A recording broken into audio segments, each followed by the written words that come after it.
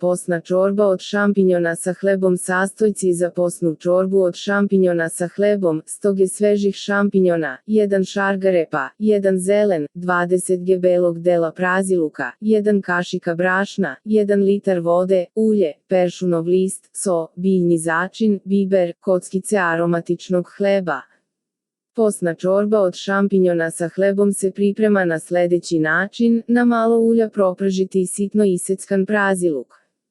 Posoliti ga, dodati na kolutove nasečenu šargarepu i zelen. Zatim pečurke iseći na listove i dodati prodinstanom povrću. Naliti sa pola čaše vode i sve na laganoj vatri kuvati. Kada je povrće skuvano i voda se ukuvala, dodati brašno i blago ga propržiti. Dodati pola čaše vode, mešati da se ne naprave grudvice i skinuti povrće sa vatre. Kada se dinstano povrće ohladi, štapnim mikserom dobro izmiksirati.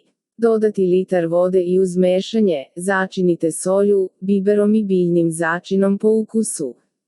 Kada čorba prokuva, kuvati još 10 minuta. Na kraju dodati sitno seckan peršunov list. Krem čorba od pečuraka je ukusnija ako pri posluživanju u nju dodate kockice aromatičnog hleba. Za najnovije recepte kliknite subscribe, like i zvons, svaki dan najnoviji recepti, zato nas zapratite.